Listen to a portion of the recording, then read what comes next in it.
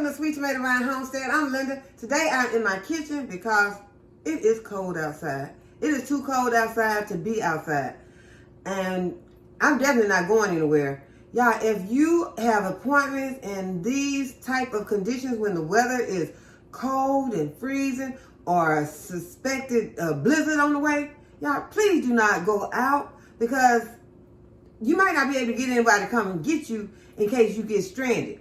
Y'all, one thing my mama used to always tell me, don't leave the house in a storm. Don't leave home when it's about to be a storm or if it's storming. Do not leave home. And y'all, I have stuck to that rule except for one time. I actually knew that there was supposed to be a storm coming and I left and even the kids were saying, you know, Mom, no, we don't think we should go.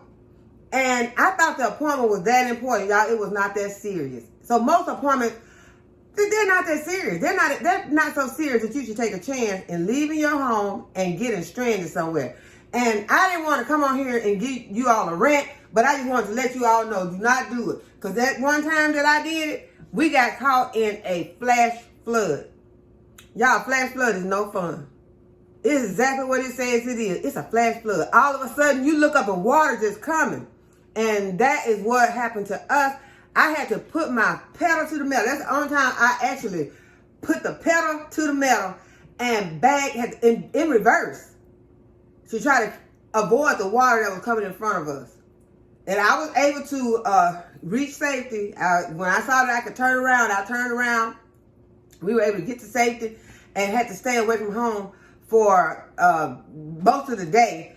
And by the time we got home later in the evening, I mean, it was flooded all around us. But when we got home, y'all, there was no flood in my house. My yard was almost dry. So that lets you know you should not leave your home during a storm. Because, you know, unless you're told to evacuate. Now, if you're told to evacuate, go. But if you're not told to evacuate, don't leave home in the storm because you may not even be able to get back to your home, you know, in the time that you thought that you would. And so, for some reason, lately, every time I make an appointment to do something, it seems like they always want to give me the date of the storm. I had an appointment for today. And y'all, today is the 20th, and there is supposed to be snow coming. And then what they'll tell you, well, that's supposed to be later in the day, so where do you live? You can probably, no. I do not leave the house, and I know that there's possibly going to be a blizzard. And then what's gonna happen? Okay, I didn't got to my appointment. You got your money. Now what? I'm back. I'm trying to struggle, trying to figure out how I'm gonna get home. And now I'm just out here. What if my car breaks or something happens? And then who I'm gonna call?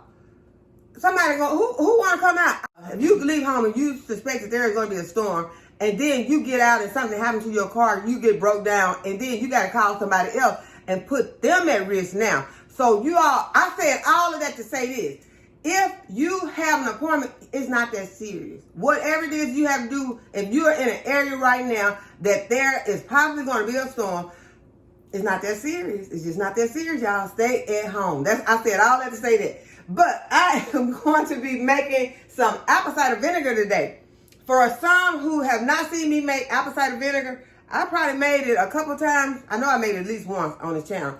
And I probably talked about it or showed it to y'all. But anyway, we're going to go ahead. We're going to make apple cider vinegar today because I need some more. You know, I've been using a lot for my chickens. So the chickens are using a lot of apple cider vinegar. We use a lot of apple cider vinegar. I use it for my fire cider. So we need to keep apple cider vinegar on hand. And sometimes, you know, there are some apples that just not going to get eaten on Homestead. And these were some that just had not gotten eaten. And I need some because if they had not gotten eaten, I would have had to get some so I could make my apple cider vinegar. So I'm going to go ahead. I'm going to give these apples, I'm going to cut them up. I've already washed them. I'm going to make sure, wash your apples good. If you can, get organic apples.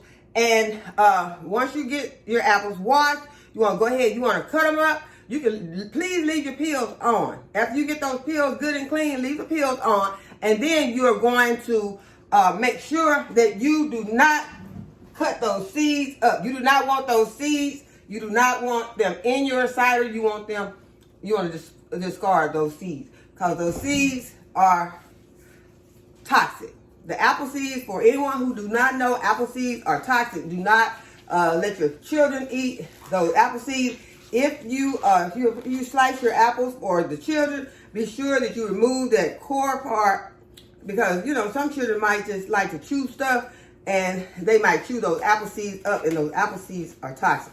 So I just wanted to make sure I let you all know that. For someone that might not know, because there was once upon a time I did not know. I want to make sure that I share whatever information that I have with you all. Okay, I'm going to be slicing today on a titanium cutting board, because I'm trying to go to that to keep down on so much, to cut out on the chance of bacteria, because one of my cutting boards have already got a split in it, and so I won't be using that for chopping. I don't know what I'll be using it for, but I won't be using it to chop my food, because it could, especially if you put meat on that cutting board, then it could possibly get some, it could probably have bacteria trapped in it. So I am trying out this little, I'm starting with a small one, and it doesn't sound like it's such a problem. I was thinking that the sound might be annoying, but it just sounds like chopping. So we're gonna go ahead and get these apples chopped up and get them into our container. And this is whatever size, you can use whatever size jar you know, for the amount of apples that you have. This is about the size that I need for the amount of apples that I have. So we're gonna go ahead and we're gonna get these cut up and put into our jar.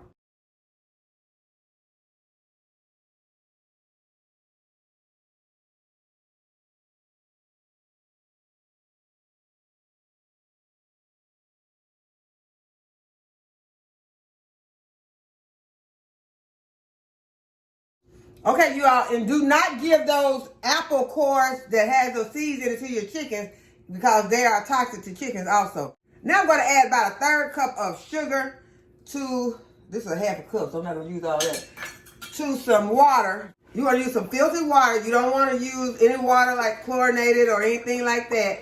If you do, you need to boil it and then let it cool down, and then add your sugar, pour it over your apples.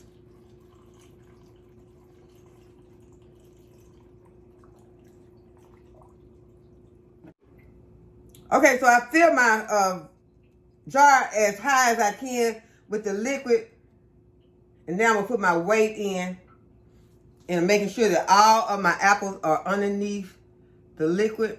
And now I'm gonna put a coffee filter on top with the rubber band, and I'm gonna let this sit for 3 or 4 weeks, and I'll be able to use apple cider vinegar for whatever I need it for. If I want to give it to my chicken, for my fire cider, or for just taking a drink of it every day, or for cooking, using it in my recipe. But remember, this apple cider vinegar is not going to be acidic enough to use in your canning, so you would have to still buy the apple cider vinegar from the store to use for your canning that has come up to a high enough acidity, because this apple cider vinegar will not be high enough. Okay, so next we're going to make some pickled red onions, because I was at the store and I saw the pickled red onions were through the roof. We love pickled red onions here. I know I had to make my own. So I rinsed off my cutting board, and I am going to give my onion a rinse.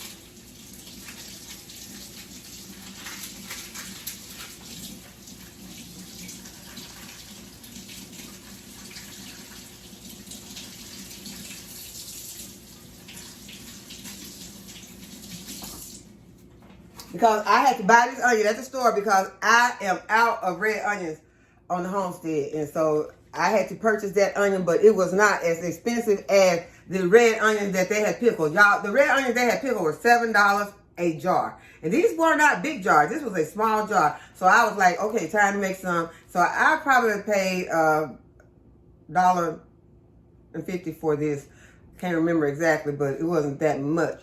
So now I'm going to slice it up. And what I'm going to be slicing, I think I'm going to go ahead and, I think I'm going to use my mandolin for this. I want it really, really thin slice. I'm going to half my onion, and then I'll be slicing it on the mandolin. But first I need to get the peels off.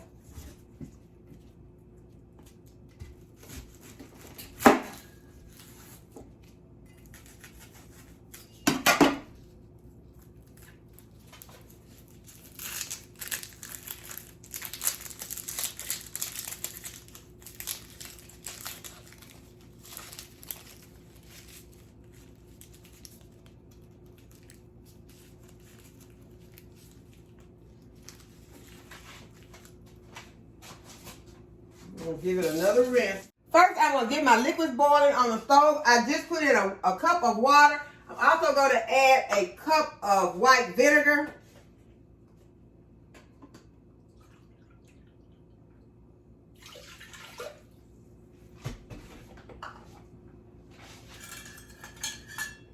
Got about a tablespoon of sugar left in here.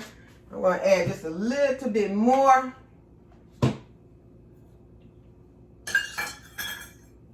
Then I'm going to add some coarse sea salt.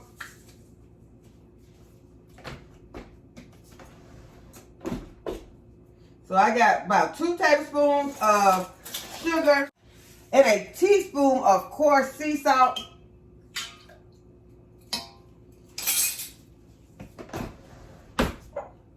And I'm going to add some seasonings to my jar. I'm going to add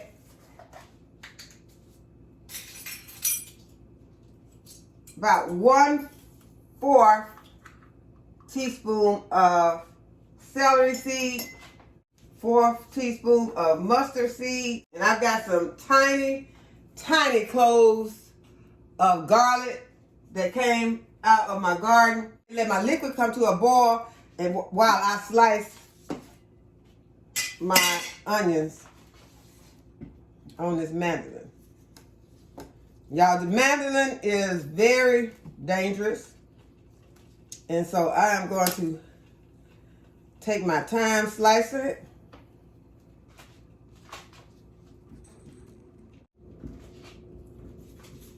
I'm gonna see what size slices I want.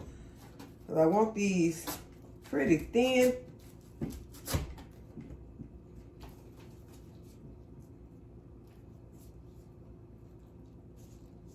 Okay, those look thin enough. Okay, so I got to take, I'm gonna take it real slow with this mandolin. Matter of fact, I like to use something.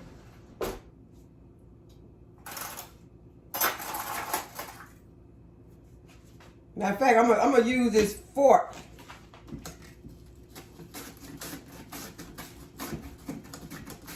to slice my onions on this mandolin.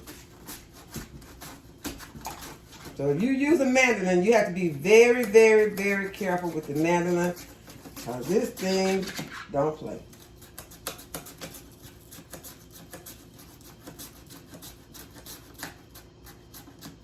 If you don't listen to nothing else I say, please be careful with this mandolin.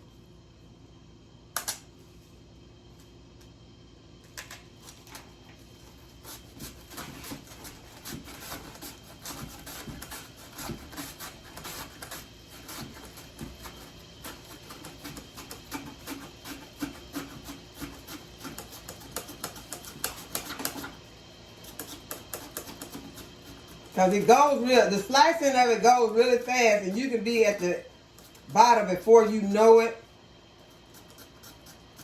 And if that's your finger up there, y'all, I don't even want to have to talk about that. Cause I did it once before. I was slicing something, and okay, y'all know the rest. But I'm gonna go ahead and I want to make sure I'm not. When I get them, I want them to be where they'll come apart. So I don't want them real long. I'm just going to kind of cut them in half. Now that they are sliced thin. And they are very thin. Okay, so now, you just want your liquid to boil long enough to dissolve your sugar and your salt. I'm going to go ahead and turn that liquid off, and we're going to put our onions into the jar.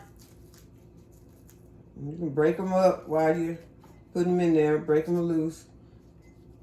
Y'all, my eyes are burning. But that's a good sign, because that means these are good, strong onions. Onions that don't make you cry ain't no good.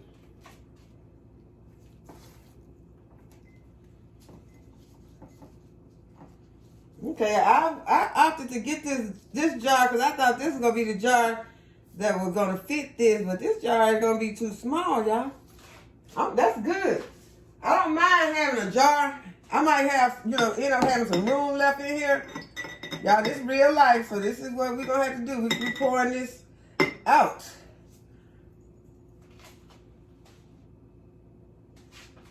Okay, I got a little water back here. I'm gonna just get my seeds out. Pour them in there. My garlic, got all my seeds and my garlic out. Now I'm gonna continue to fill this jar with these delicious onions.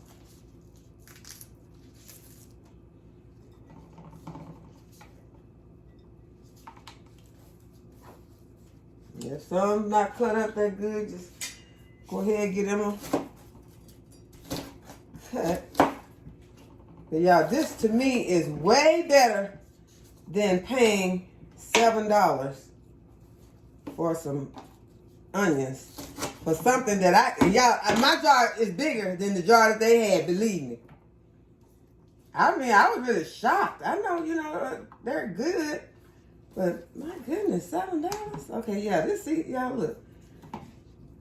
Yeah, we got a nice size jar of onions here. Make sure you get it on a clean surface so you can get all your stuff and not be worried about any germs, bacteria. I got a clean surface right here.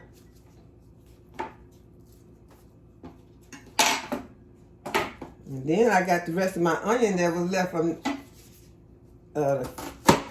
mandolin, so I can go ahead and cut that. Hope this noise is not too, chopping is not too annoying.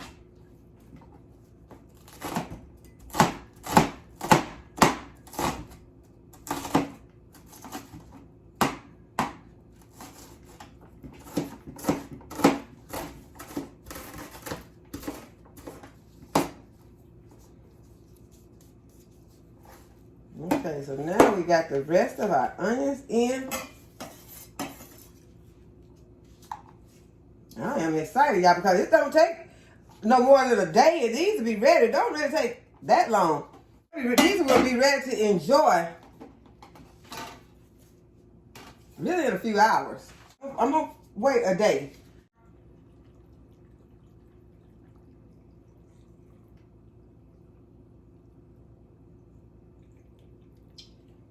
Okay, and I did have a little bit of liquid left, not a lot. And this is one of those times that you can reuse your lids. So this is a lid that I had used when canning. I have washed it, and I'm just going to add the rim. Y'all look. I got about $14 worth of pickled red onions from $1.50. So I think that's a win. Okay, so we're going to go ahead. We're going to set this aside and let it cool down before we put it into the refrigerator. Now it is time to start some pepper seeds.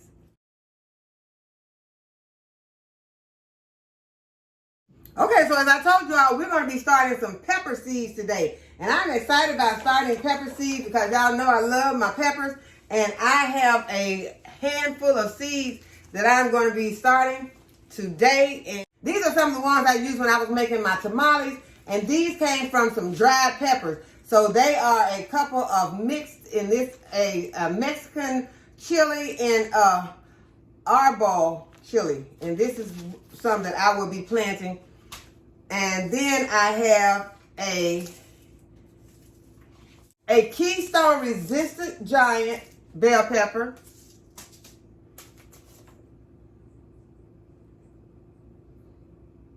Garden Leader Monster bell pepper.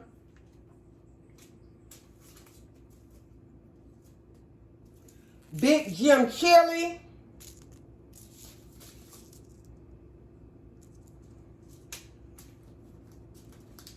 This is a yellow sweet banana pepper. Early Cal Wonder.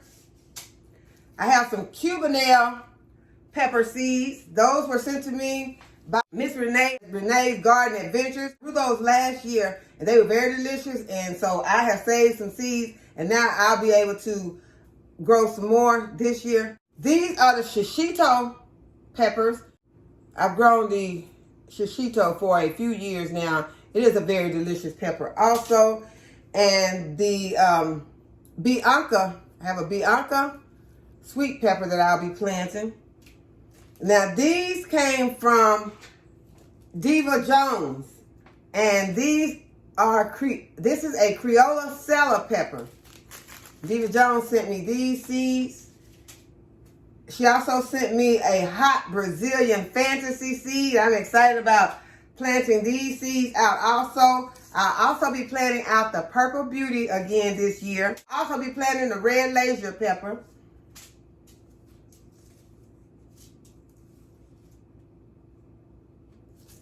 Orange bell pepper.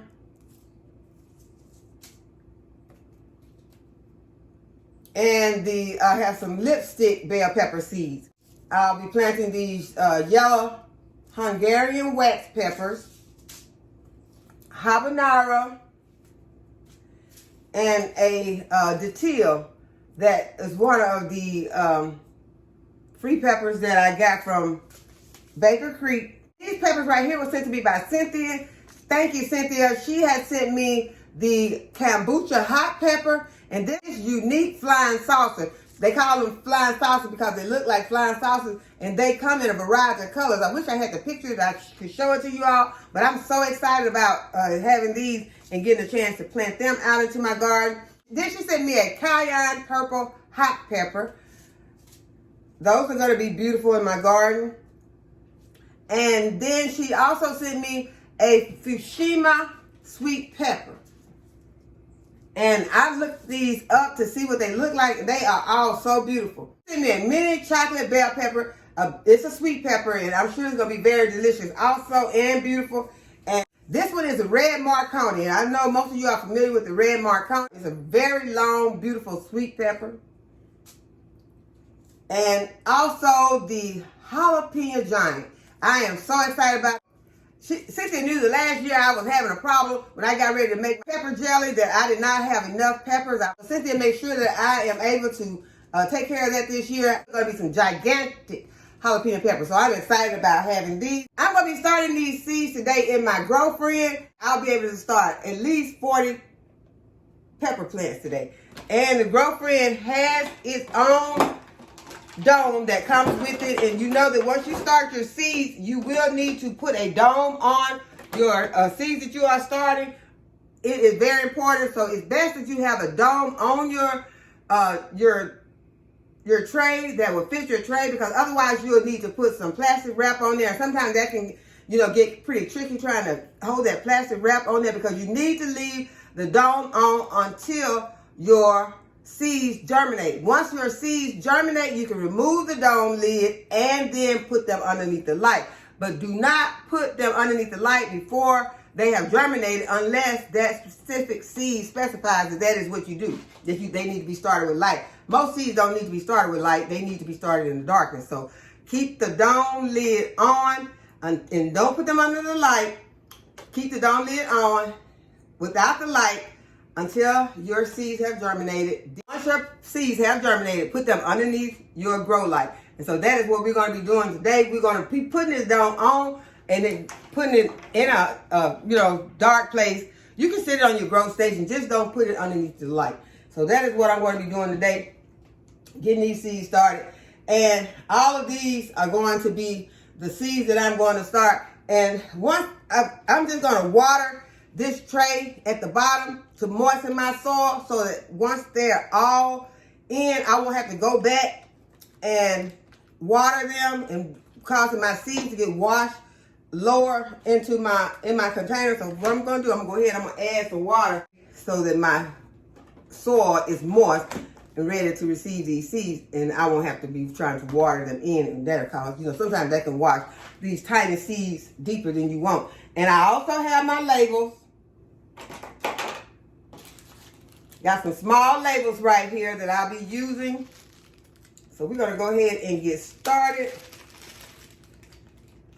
And I'm just going to show you how I do the first one. Okay, so the first one I'm going to start with is my jalapeno giant. And I really want a lot of these. And so since I did not have enough last season, I'm gonna make 5 plants of these. I'm not gonna use 5 of each one of my pepper seeds because sometimes that could be you know, a lot, but I really do want to have some extras on these. So this is the one that I'm going to use 5 cells for. And I'll be planting more seeds during, you know, these next coming weeks. But right now, this is what I'm going to get started with. So this is not all the peppers that I will be planting, but these are the ones I'm going to start with today. And so I'm going to start with this jalapeno pepper, this gigantic jalapeno pepper. And the way that I start these seeds,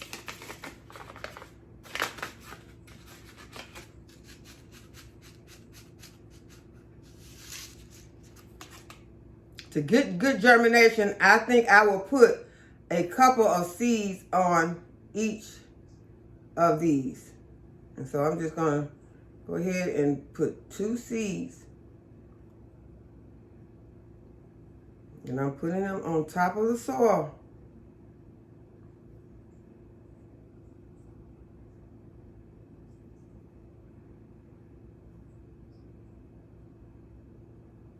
Okay, I have 2 seeds on top. Now, if all of these germinate, that means I would have 10 plants. And I'm just going to take the end of my marker, and I'm just going to push these, just slightly push them beneath the soil.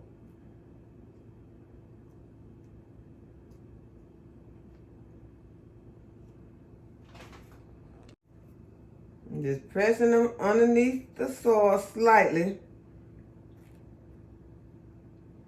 And then I'm going to cover them over. And that seems like a piece of bark. So you want to make sure that it's best to sift your soil. Not sifted soil. This is some regular potting mix. So if you sift your soil, you will not have to worry about that. But since I am working with soil inside today, we did not do any sifting. But this is just a regular potting mix. This is my black gold potting mix that I bought inside so that I'll be able to get my peppers started. Okay, so I am pushing these seeds slightly underneath this soil, and they are under there now. And so now I'll just make me a label.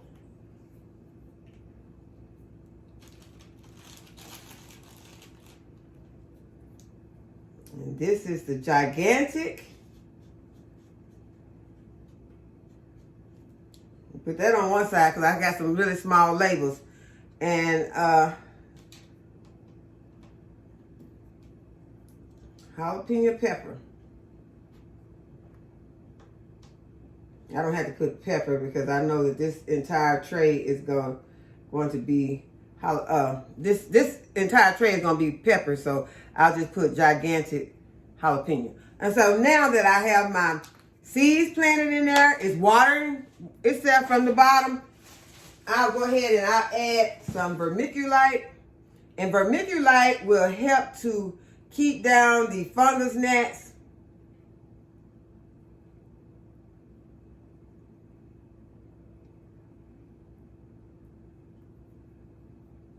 And also help to keep the algae growth down on your seedling trays.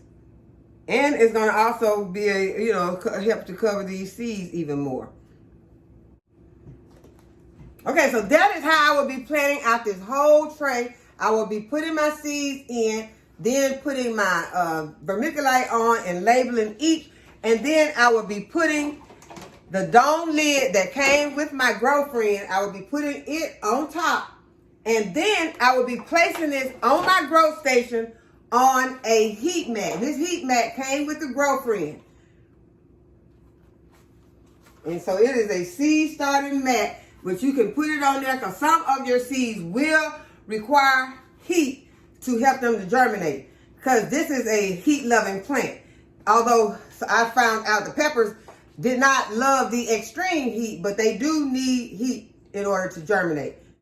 So I hope that you have enjoyed this video today and that you are safe and warm wherever you are. I hope that you will give this video a thumbs up and subscribe to my channel. And go ahead and hit the notification bell to be notified when I upload a new video. And as always, thanks for watching. I'll see you in the next video.